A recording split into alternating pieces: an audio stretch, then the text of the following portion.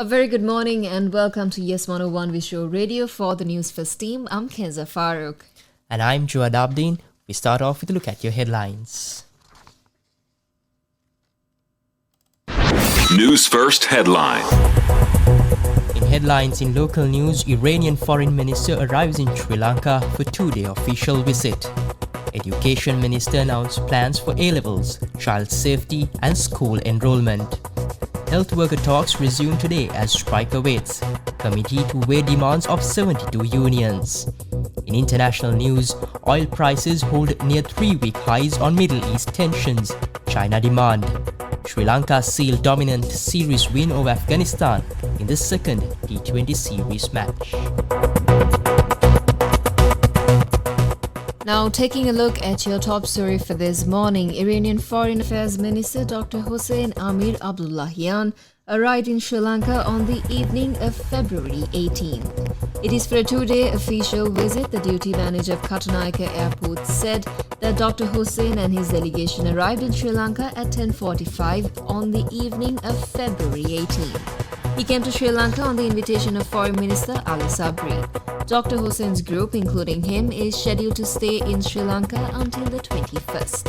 He is scheduled to meet the President, Prime Minister and Foreign Minister during his stay in the country. The Ministry of Foreign Affairs said that a group of senior officials from the Iranian President's office, the Ministry of Energy and the Ministry of Foreign Affairs will visit Sri Lanka with him.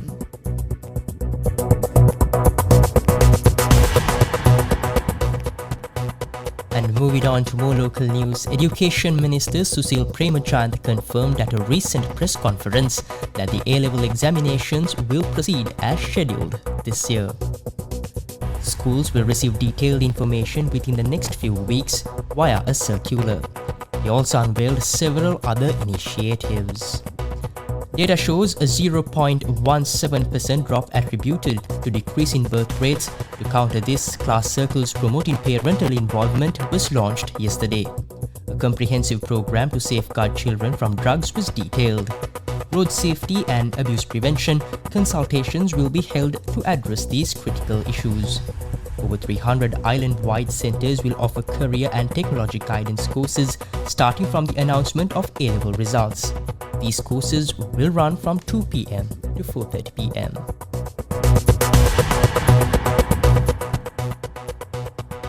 A special committee convened to address the proposals of the Health Trade Union Alliance meets today at 3 p.m. Health Ministry Secretary Dr. Palitha Mahipala expressed hope for a resolution to the ongoing issues.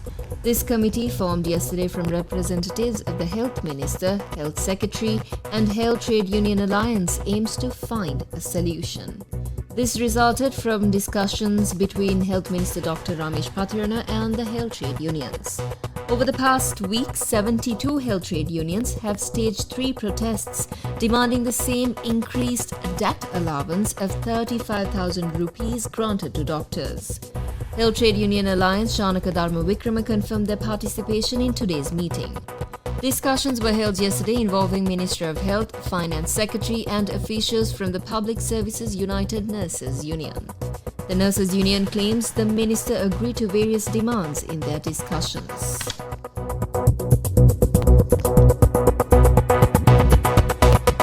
Up next is international news. International news.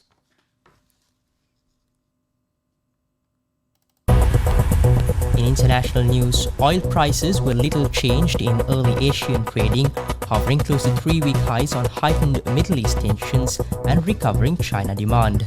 An IG market analyst says crude markets were marginally lower in quiet trading over the President's Day holiday in the US and as demand concerns offset ongoing Middle East and geopolitical tensions.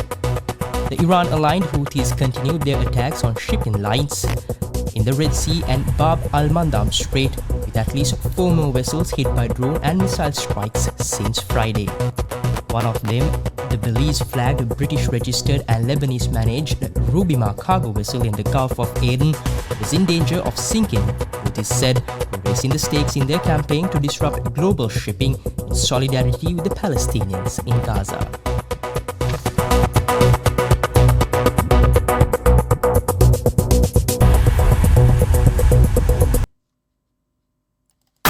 Sports News.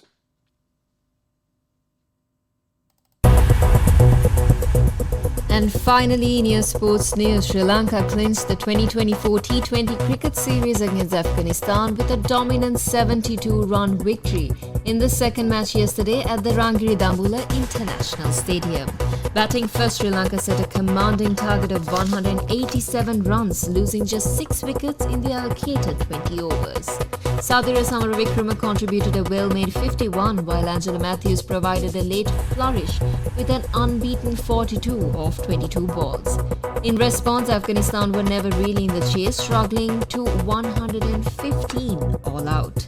Angela Matthews led the bowling attack with 2 wickets alongside Binuru Fernando, Wanidu Hasaranga and Matisha Pathiranam, who also claimed 2 wickets each.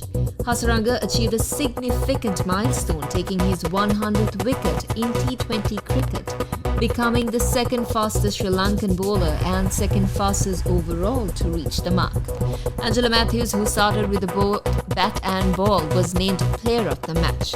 This victory secures a convincing 2-0 series win for Sri Lanka with 1 match remaining. And that brings us a wrap of Yes 101 Visual Radio. For the Newsfirst team, I'm Kenza Farooq.